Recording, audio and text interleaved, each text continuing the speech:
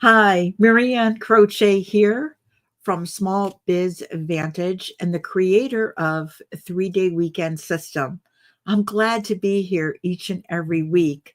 I do these lives, what I call Auto Shop Success, in 15 minutes each and every week for two reasons. One of them is for you to be able to shift your perspective, your vantage, if you will, the way you look at the business and really turn that into your competitive edge. Many shop owners that I talk to tell me that they feel like their business is consuming them. They want to stop going 24/7 and they want to have a life. So, looking at your business from that 30,000-foot view can really help. The second reason I do this is for you to be able to take one action item away each and every week. It really doesn't take these massive changes. Small changes consistently can make a huge impact on your business, and a ripple effect, if you will. So, a common question that I get asked is, Marianne, who do you work with? The auto industry is a big space and people want to know. And I work with single location auto shops. These are the people that have the grit, the drive, and they really want that help so that they don't feel like they're going 24/7. They want to be able to step away from their business once in a while, empower their team. And actually, when I talk to them one on one, they really want to end up building a business that operates with or without them. And that's a big, big step into making it manageable and sellable in the future. So, this week, I have a topic: break hero tech loop. Want you to be able to break that. And the thing here is, I'm going to dive deeper into this. So let's get started because this is a challenge that I find with many, many owners that I talk to. So, you ever notice when you think about your shop how one just quick wrench turn can really hijack your day? And what I mean by this is the more owners I talk to, when I was speaking with a client, happened to tell me a story about how they jumped in about 4 o'clock to handle a comeback, and they just needed 5 minutes. Right? That was it. That was his mindset.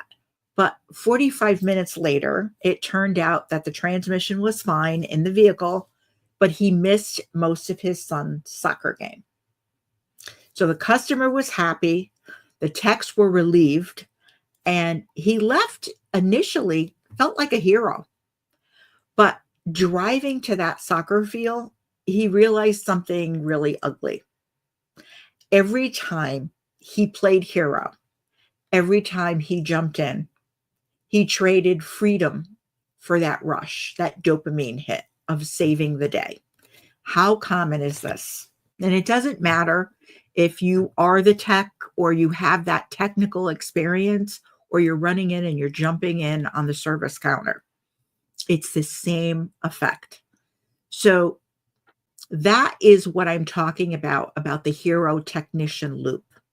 And this happens a lot because many single location shops will actually stall right when the owner should be stepping up into their role, right? Instead of being that superhero all the time. Many of the shop owners that I talk to, that I speak with, were technicians, still consider themselves technicians. So, this is why this is something that we see often. So, here's how this loop works: a crisis pops up. At least that's what an owner will interpret it as. Then you dive in, tool in hand. You're going to go there and you're going to crush it. You're going to get that fix done because you're great at this. You're great at what you do. Many of these top technicians are the ones that decide to become owners. Very common thing. So the third thing that happens is everybody pauses, right? Your team learns from you. You're actually training them to wait for the hero. They're seeing this pattern. Then the fourth thing that happens is your time as an owner shrinks. You don't have enough of time. You don't have time for strategy. You don't have time for really preparing for hiring and doing hiring well. Many aren't looking at the financials and the marketing. That's another thing that gets bumped. It gets pushed off. Then last thing is the next crisis hits, and guess what? This same pattern is repeated. So this is just like rinse and repeat over and over again in the shop. And an owner feels like they can't get it to stop. The challenge with this is when you go in to be the hero, to fix whatever crisis is happening, it feels good because it's like, okay, check, got that thing handled. But it silently, very quietly, it caps the growth. You are going to plateau and you are going to find that you're not able to grow. Profits stall, you're working more, and the team's confidence, that doesn't improve because they never get wins without you. They're not building those skills. So a tip that I want to give you, a pro thinking tip, is your real value is not going in and saving the day. Your real value is clarity, deciding where the shop goes next, not which bolt to break free. That's not what we're talking about here. It doesn't matter if you're stepping in as the tech or you're jumping in on the service counter. Every rescue costs you tomorrow's thinking time. And that thinking time is actually the first brick in having a 3-day weekend and customizing that 3-day weekend to make it work for you. So here's what I want you to do. Tomorrow morning, I want you to try something.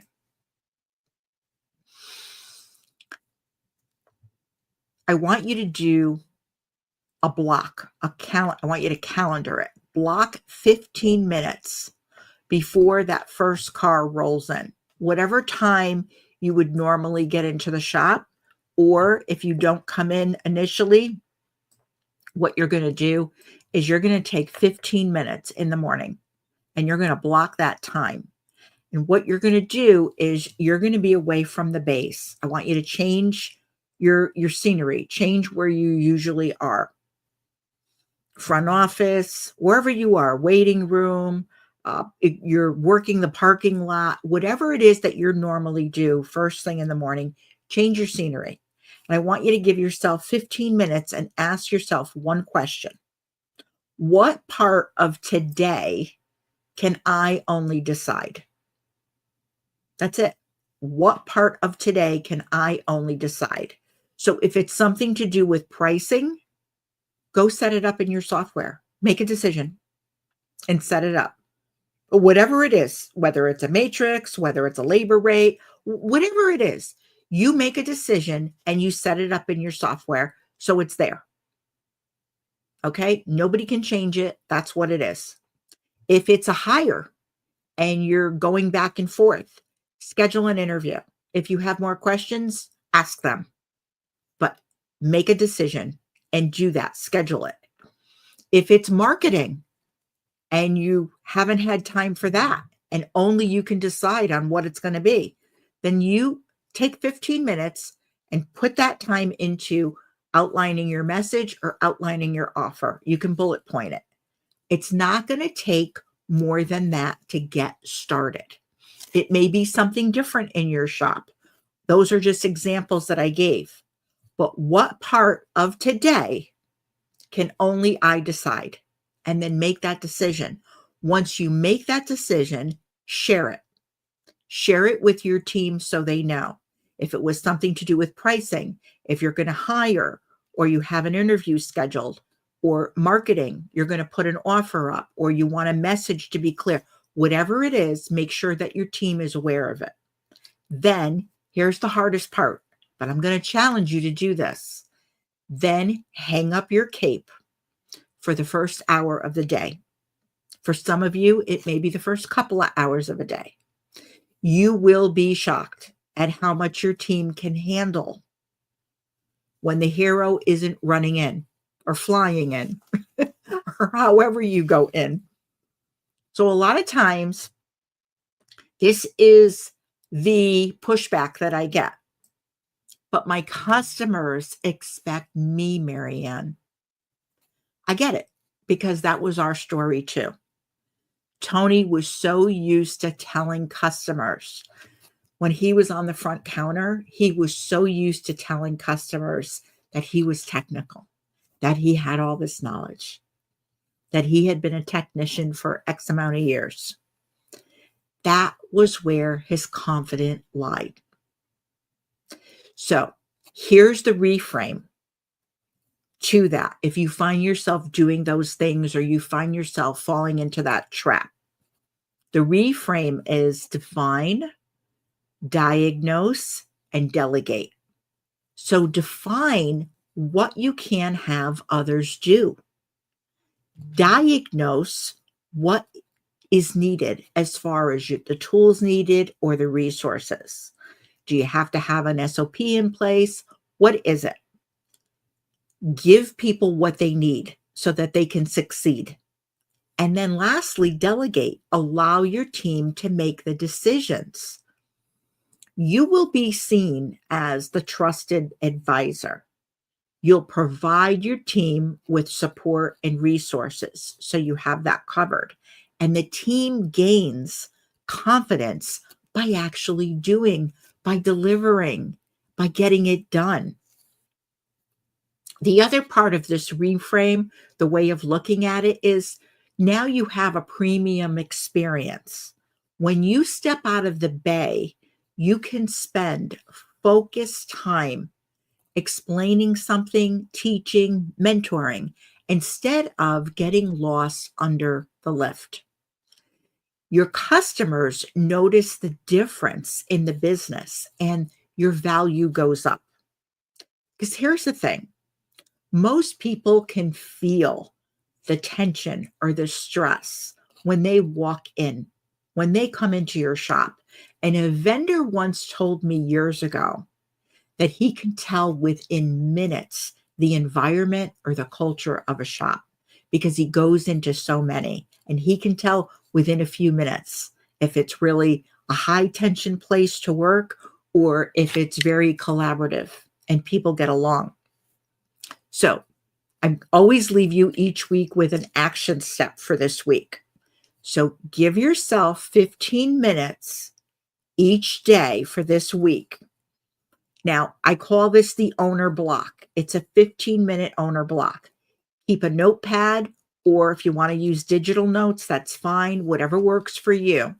But I want you to pay attention to how many minutes or headaches you saved by letting the team run, letting the team do their thing. Now, put it in the chat and let me know what's the first task you're going to hand off, whether you're live or on the replay.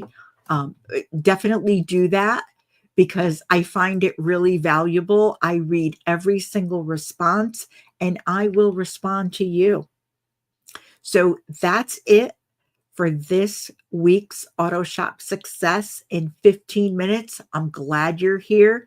If you find this valuable, if you believe that this can help another shop owner, another team that you know, please share it and have an enjoyable week.